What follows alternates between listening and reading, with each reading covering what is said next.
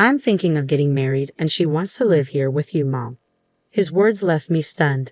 First, my son announcing his intention to marry. A son who had just turned 40 this year and often lamented, even to me, about not having a girlfriend. Second, it was unusual these days for a bride to be enthusiastic about living with her mother-in-law. Until now, my son and I had shared this 2-bedroom apartment. My husband passed away from overwork before my son started elementary school. Since then, my son and I had supported each other. As a young child, he did his best to help me, even cooking dinner while I worked tirelessly day and night. Even after he grew up and started working, he stayed home, always concerned about me. He cared deeply and didn't want me to be alone and lonely. I had mixed feelings about him, and now he had announced his intention to get married. "You don't have to worry about me. Why don't you find a place where you can live as a couple without any interruptions?" I felt a pang of anxiety about living with a daughter-in-law. Before moving to this apartment, I had lived with my husband's parents in their house. It was an incredibly tough experience. My mother-in-law constantly nagged me, and my father-in-law piled on chores every day. Within a year of marriage, I collapsed and had days when I couldn't even get out of bed. My mother-in-law would try to force me up to do housework. Terrified, I finally confessed everything to my husband. He was genuinely concerned and decided we needed to leave his parents' house. "What kind of daughter-in-law are you, trying to steal our precious son? You can leave by yourself." My mother-in-law continued her tirade until the very last minute before we moved out. My husband turned his back on his parents and brought me to the apartment where we now live. That's why I couldn't agree to live with my son and his wife. No matter how friendly you try to be, your daughter-in-law is still a stranger. Living together will inevitably lead to frustrations. I knew from my bitter experience with my in-laws how hard it would be to endure such a life. With this in mind, I was hesitant to live with my daughter-in-law. Seeing my reluctance, my son decided to bring his future wife to our home. He wanted me to meet her and see what kind of person she was. "Nice to meet you. I hope we can get along." She was 20 years old, much younger than my son. She was a very quiet girl, nervously keeping her eyes cast down. I couldn't help but wonder how such a young girl had met my son and decided to marry him. I couldn't stop wondering. Seeing my confused expression, my son, with a bashful smile, began to explain how they met. He's an instructor at a driving school, and she was one of his students. Most instructors there are pretty strict, but he was really kind, and before I knew it, I fell for him, she shyly explained. My son turned beet red. At first, I was surprised, but seeing the happiness on my son's face, I felt like crying. Finally, a woman had appeared who could support my son. "You say you want to live with us. Are you really sure?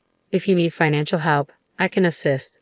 Fortunately, I have some savings. If it can support my son and you and your happiness, I want to help as much as possible." I proposed this sincerely, but she shook her head vigorously. "If you're okay with it, I really want to live together. I want to help out to repay you for all the hard work you've done." What a kind-hearted girl she was. Not only did she care for my son, but she also cared about me, her future mother-in-law. I was both surprised and touched. With her, I thought maybe we could make it work living under the same roof. Before I knew it, I found myself nodding in agreement. And so, my son and she got married, and we all started living together in our apartment. But the new bride turned out to be a surprising character. Just a week into our shared living, I began to feel a sense of unease. "Mother-in-law, let me do all the housework. You take it easy." I had thought she would continue to work even after we lived together, but apparently she hadn't been working even before the marriage, and there was no sign of her getting a job. She did do the housework, but the laundry was sloppy, and frankly, her cooking was not so great. But I felt if I said anything, she might take me as a nagging, difficult mother-in-law, so I chose to bear with it. Wanting to lighten her load a little, I said, "Thank you for always cooking. Let me handle dinner today. Why don't you take a break?"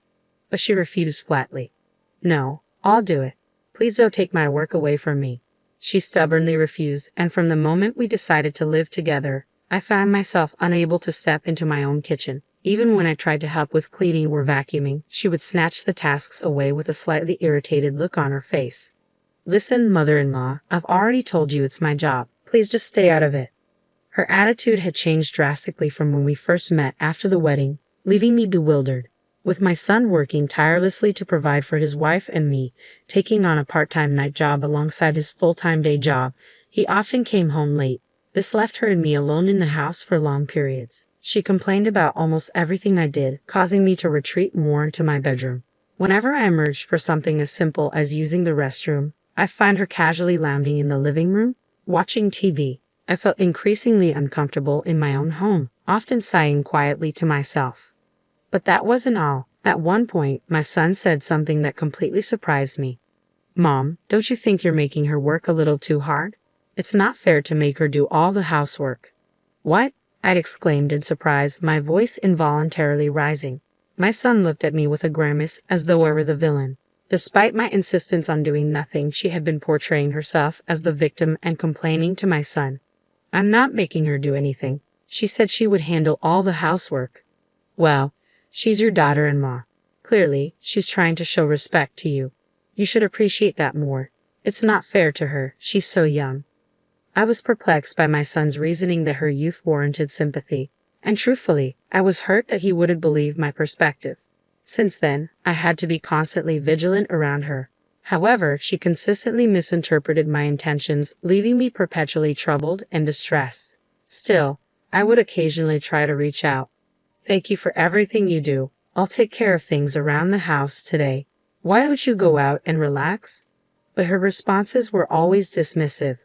"Are you suggesting I'm a burden when I'm home? I'll have dinner with my husband, so you should eat first, mother-in-law." Unbeknownst to my son, who often returned late from work, I found myself eating alone in my bedroom. The silence, without the comforting hum of the television, made me feel unbearably lonely.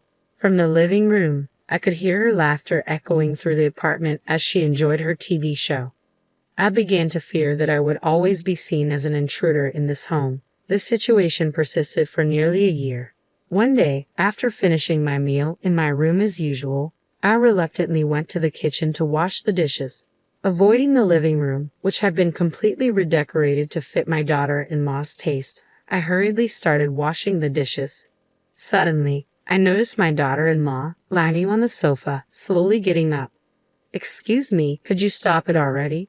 Her first words left me speechless. Confused, I turned to face her as she glared at me. "Don't pretend you don't know," she snapped. "Your late husband built this apartment, right? I found out while cleaning your room the other day. You must have significant savings from the rental income. Why are you letting my husband work while you sit around at home?" Indeed, this apartment, where 8 families, including ours, reside, was built by my late husband for our family's future. He was a successful businessman who made the brave decision to create a separate living space for us, away from his parents. Losing my mother early in life, and with my father happily settled with his second wife, my husband became my sole pillar of support. "Even if something happens to me, I won't let you struggle," he assured me. He constructed this apartment to ensure I could lead a stable life indefinitely. With tenants, it provides a steady income. Yet our son works because he desires independence. Now married, he strives to support his family independently. Unfortunately, it seems his wife misunderstands, blaming me for any struggles he faces because of my presence. The words of my daughter-in-law persisted. Eventually, mothers who can't let go of their children become completely dependent on them financially, right? Frankly, it's annoying. An unemployed person living on a pension like you is holding us back. If you really care about your son, please leave this apartment. I couldn't comprehend what my daughter-in-law was saying at all. After all, wasn't it her idea for us to live together? I couldn't recall ever clinging to my son. "If you find it difficult to say, I'll talk to him directly. This apartment and the inheritance from your late husband belong to him, so I'm sure he'll arrange for you to move to a good nursing home." Ignoring my confrontational daughter-in-law for a moment, I finished washing the dishes. Then, there was one thing I needed to clarify. "Listen, you seem to be mistaken about something, but the landlord of this place is not my son." "Ha!" Her voice carried a hint of confusion, prompting me to sigh inwardly as I continued. "Listen carefully. I appreciate you cleaning my room, but did you go through my belongings without permission?" The property deed for the apartment was tucked away in the back of the drawer. My daughter-in-law's shoulders trembled. Regardless of family ties, rifling through someone's possessions is a serious breach of privacy. You're in the wrong for hiding something that rightfully belongs to him. Why do you have it? Well, because I'm the owner. That's a lie. He told me he was the owner. To silence my daughter-in-law, I showed her the apartment deed. Look, my name is on it. It's not his. She was left speechless. At that moment, my son returned home, sensing the tension in the air and looking concerned. His wife, visibly agitated, thrust the apartment deed at him. Hey, weren't you claiming you're the owner of this apartment? Explain this. Caught off guard by his wife's anger, my son finally looked guilty. He replied, I'm sorry. I just wanted to impress you a little. I wanted to hear you say, wow. It appeared he had told a small lie in hopes of earning praise from his wife. In reality, the apartment would indeed be his once I passed away, so he wasn't entirely wrong. We've been patient until now, haven't we? Let's transfer ownership to you and find a nursing home for your mother. That way, everyone will be happy, don't you think? Nursing home. Our son tried to object, but his wife's determination was relentless. We've struggled through living together when we didn't even want to. Don't we deserve some reward now? I realized it then. She had never truly wanted to live with me. Perhaps she could try to flatter me initially, to make a good impression, but in the end, she found me too burdensome. My son appeared torn for a moment, caught between his wife and me, before finally turning to address me. Mom, I'm sorry. I'll find you a good nursing home, I promise. I won't let you suffer. So could you transfer the ownership of this apartment to me? It was clear my son had chosen to side with his wife. Well, perhaps it was inevitable. A husband should prioritize his wife. Yet I had endured much over the past year too. I had no intention of quietly accepting a move to a nursing home. Very well. I'll transfer the ownership of this apartment to you. You can do as you wish, but I will choose my new place myself. With those words, I retreated to my bedroom. On the other side of the door, I could hear my daughter-in-law's triumphant voice. We did it. Now we'll finally be owners of this apartment. My son's voice echoed her excitement. I felt the foundation of the hard work I had shared with my son crumble like a house of cards, but I couldn't afford to be disheartened.